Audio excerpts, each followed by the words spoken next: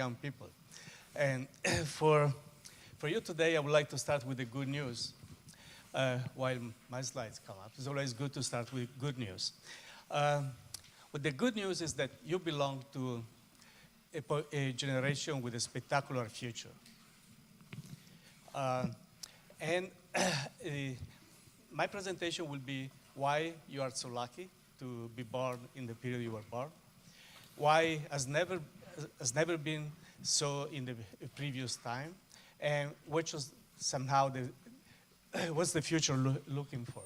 So, can get the next one? Yeah, somebody needs to click for Rino, okay. please. Oh, or you can click yourself. There's a...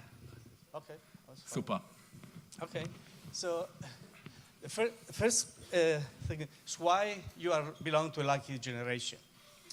Well, what you see in this graph is that people beginning of 1900, just 110 years ago, were not so lucky as you are.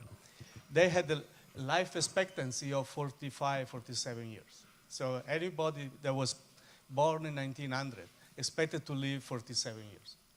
Today, we live more than 80 years in average, and you are expected to live more than 100. So basically, that's the situation. That's why you're so lucky. And people a century ago were not that lucky. Why is so? Why you're... This shows on the left what people were dying of in 1900. They were dying of many diseases that you never heard of or you've never seen, and your doctors and your parents probably never seen.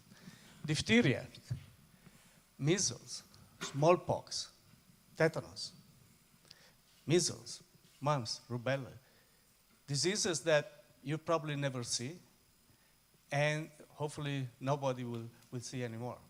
And instead, so basically instead of dying, since we don't die from those diseases today, we live much longer.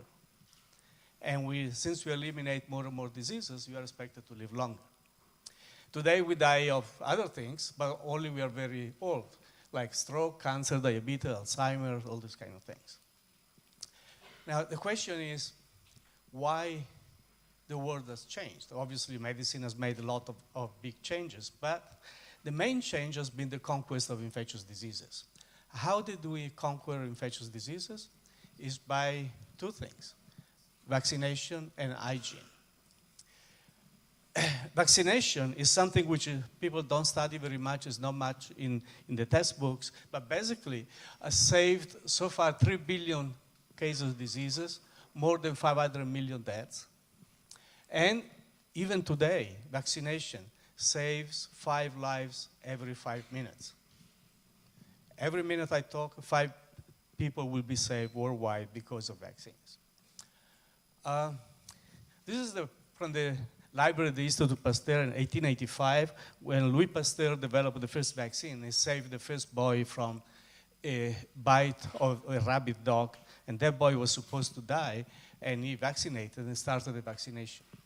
Since Pasteur, technologies moved up, and from very crude technologies, we had very new other technologies, and today we have an explosion of technologies.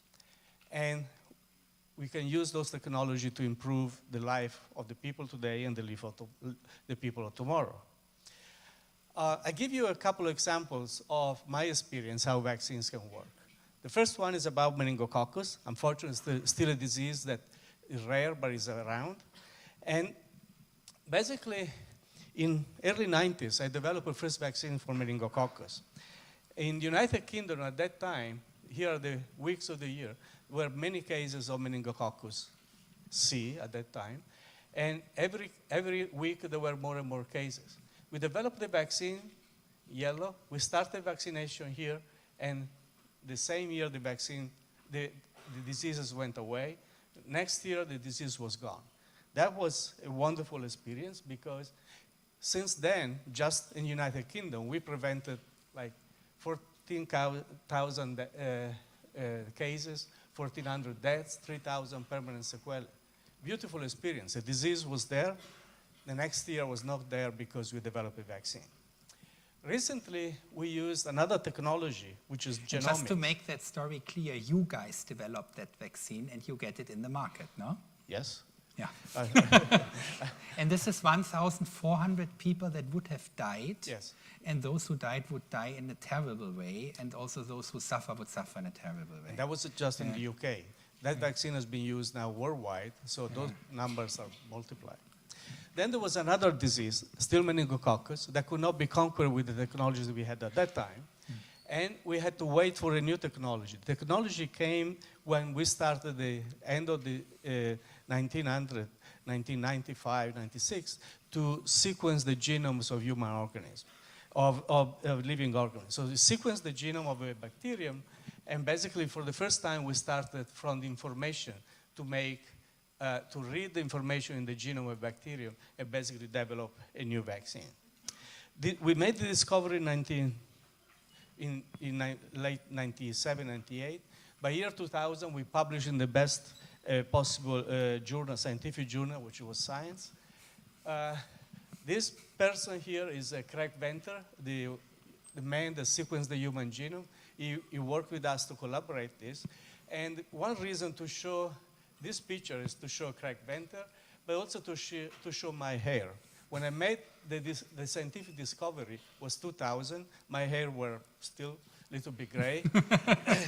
Today, 14 years later, I've been working just to develop that idea into a vaccine that is now licensed and is basically given to people. So these are two examples. The last example I want to say is that just a year ago, in 2013, one university in the United States, Princeton, people were dying of meningococcus B. And basically with several cases in the university, they didn't know what to do. They asked us for the vaccine, which is already licensed in Europe, but not in the US. And we managed to vaccinate the entire University of Princeton. And basically in 1 week, from Tuesday to Friday, we vaccinate 93% of the students, and no more cases happen in that university since then. So that gives an idea of how vaccines can be beneficial. The question is, what do we do with all these technologies, do you think? I think I'll give you some examples. But basically, so far vaccines have been taking care of diseases of infants and children and adolescents. Our society now is the aging society with a lot of many more needs. So basically, the new technologies, we can think of what to do about the elderly. And with the new technology, I think we can start to prevent cancer. We can start to prevent, to keep the life of the elderly people much longer. So I believe that vaccines have contributed a lot to increase life expectancy in children. They will do a beautiful job in the future to continue improve the life of the elderly people. And they will tackle with the new technology cancer, autoimmune disease, and so on. But there is one thing in this slide, that is poverty.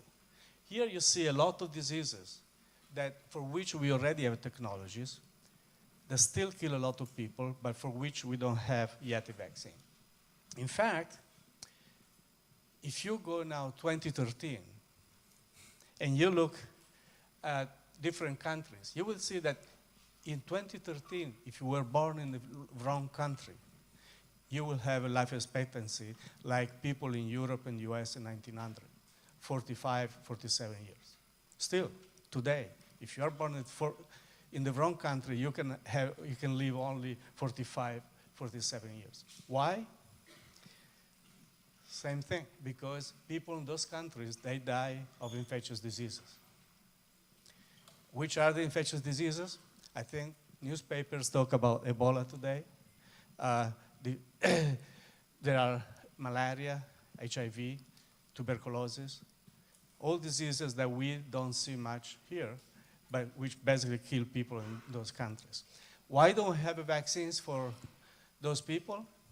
Just because there is no business. I've been working in research and development environment of a big company making vaccines. Nobody will give me money to make a vaccine for people that cannot pay. So basically, the Ebola vaccine was possible 10 years ago, from the technology point of view, was never developed because there was no market. Our society decided that if there is no market, you're not going to develop vaccines. So now that Ebola has become a big problem, everybody wants to make a vaccine. Now, I'm proud that I managed to build a small but important institution which has provided a kind of solution to this. Basically, it's an institute for non-profit that's basically able to develop those vaccines for which there is no market, but there is a lot of medical need.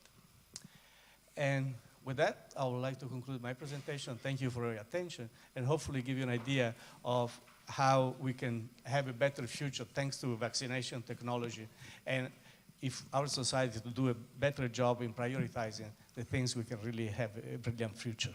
Thank you. Thank you, Rino.